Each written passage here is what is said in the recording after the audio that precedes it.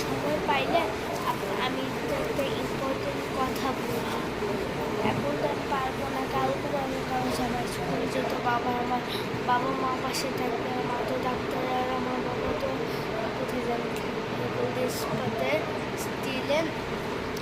তাই অনার বাসে যেতে হবে, আবার অনেক কঠিন আমাদের জন্য।